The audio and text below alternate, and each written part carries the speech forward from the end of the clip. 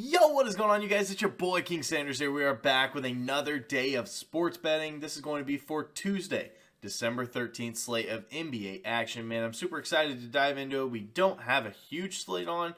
Unfortunately, we only have 5 games, so really not that great of a slate.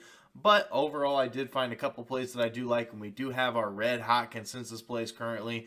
So make sure you guys do stick around for that. But if you guys are new, make sure that you guys do like, comment, subscribe. We are currently on the road to 10,000 subscribers, and we are just a touch over 600 away. And if we do end up hitting that by the time that New Year's does hit, we'll be doing a pretty big giveaway, and you guys definitely won't want to miss that. So if you guys are new, make sure that you guys are subbed. Next, I did just want to go ahead and give a quick shout out here to all of our members here on the channel. Thank you guys so much for everything that you guys do, and thank you guys so much for giving such a small channel such a big chance, as I always say. It truly does mean the absolute world to me, so much more than you guys will ever know. So, without any further ado, let's go ahead and dive into a quick recap as of yesterday. Had a winning day in the NBA, so you definitely can't argue with a winning day. I mean, I'll take that for sure. So let's go ahead and talk about it. So we did have Tyler Hero over 20.5 points versus Indiana at minus 115 for our kill shot play of the day. This play really was, Tyler Hero just really didn't see the shot attempts that I expected him to. Like I had mentioned yesterday, his field goal attempts per game is 17.7. He only shot the ball 11 times and only made 3 of them. So not only did he shoot terrible, but he barely saw any shots too. So it was definitely tough. 0 attempts from the free throw line. So he finishes right with 8 points. It was definitely not how we wanted to start the day, but we ended up finishing out pretty strong because we ended up winning all of our other plays. So we did end up having the Trailblazers minus 4.5 here versus the Timberwolves at minus 110.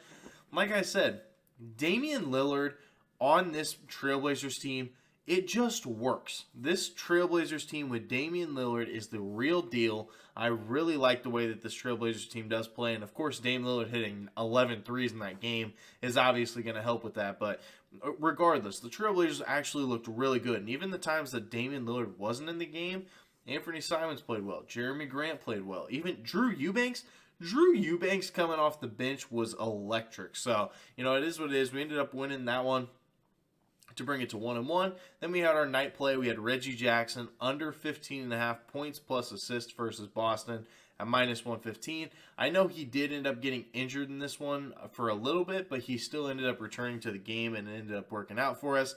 But he started off pretty good. He had 7 points plus assists in the first quarter, but then after that, he only scored 2. So, it is what it is. That one ended up hitting for us as well. Then we had our consensus play. We had the Thunder plus 8.5, and I just got to say, man, Shai Gilgeous-Alexander, he is that guy. Shai Gilgeous-Alexander is such a good basketball player, and I love the things that the Thunder are doing.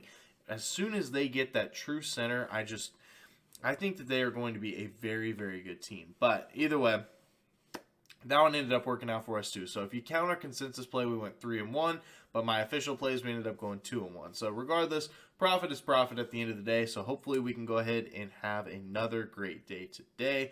The card's a little bit small. I do have 2 player props and 1 spread pick. So without any further ado, let's go ahead and dive into it. So for our first play of the day, our King skill shot play of the day, we're going to be taking Jalen Green over 21.5 points here versus Phoenix at minus 115 odds. Now, he has covered he has covered in 3 of his last 5, but do you want to take Jalen Green at home? Jalen Green at home is an absolute beast.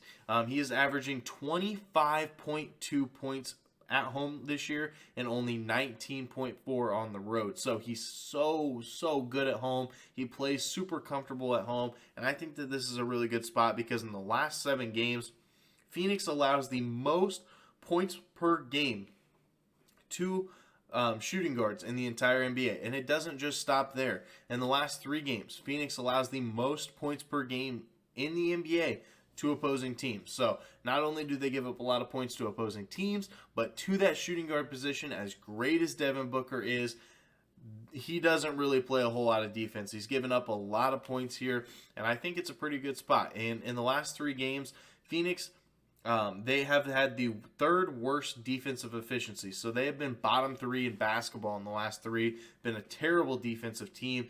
And in the last 3 games, Phoenix is 4th in pace, which is really, really fast for this Phoenix team, which is going to really boost things up here for a guy like Jalen Green. Should see a lot of transition buckets, should see a lot of extra time with the ball in his hands, and I think it's a really good spot. And even if the Suns somehow manage to blow out this Rockets team, I don't think it'll matter. Jalen Green's one of the young guys. He's still going to get that playing time regardless. So I really do like this play. I think it's a really good spot to target for our King skill shot play of the day. Jalen Green over 21.5 points here versus Phoenix at minus 115 odds.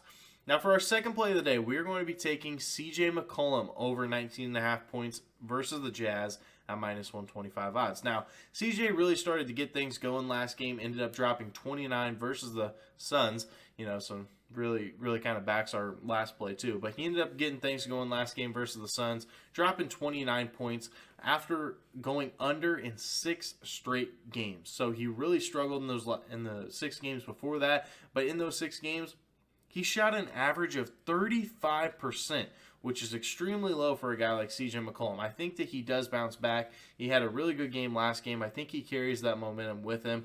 And in the last 7 games, the Jazz allow the most points per game in the entire NBA to opposing point guards. And with Ingram still out, CJ McCollum has to be a little bit more aggressive, especially if they do want to continue winning these basketball games against some of these teams that are definitely winnable games.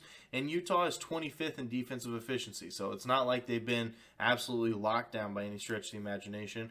And in his time in New Orleans, he's covered in both the games that he has played against Utah. So history, a little bit's on our side. So I think it's a pretty good spot to target here for our second play of the day. CJ McCollum over 19.5 points here versus the Jazz at minus 125 odds. Now for our third and final play of the day, it's going to have a little bit of an asterisk on it, and we'll go ahead and kind of say why. But we're taking the Kings plus 5.5 here versus the 76ers at minus 110 odds.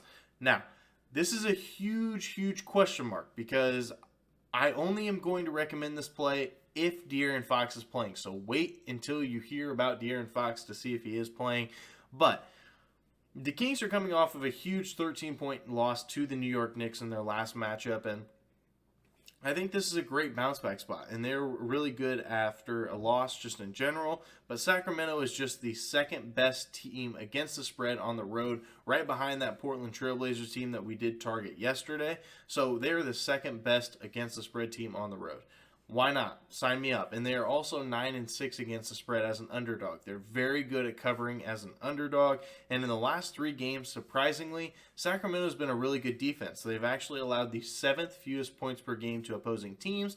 And Philadelphia, they have allowed the 5th most. So not only has Sacramento really picked things up on defense, but Philadelphia has really slacked on defense. So I think that it is a pretty good spot to target here for our spread pick of the day. Kings plus 5.5 here versus the 76ers at minus 110 odds.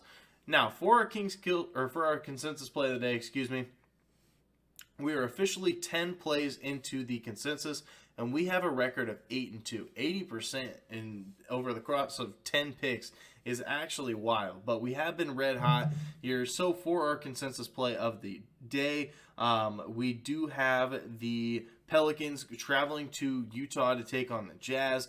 The Pelicans are currently 2.5-point favorites. The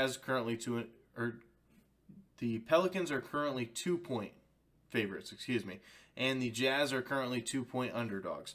So the only real significant injury news is Brandon Ingram is still out and Herb Jones is still out, and for the Jazz, Colin Sexton's out. But I think it's a pretty good spot, and I'm going to save us both some time here. All 5 of us, we are on the Pelicans. So all 5 of us are on the Pelicans. It's going to be a squad ride once again.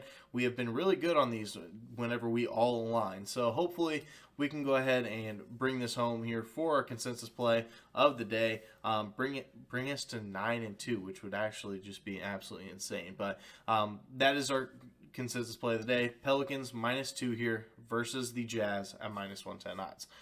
So that is going to do it for today's video. If you guys did enjoy, make sure you guys do like, comment, subscribe, turn on that notification bell so you guys know whenever I post. Like I said, we're on the road to 10,000 subscribers. We're just a touch over 600 away. So if you guys are new, make sure that you guys are subbed. But that's going to do it for me. This is King Center signing out. Peace.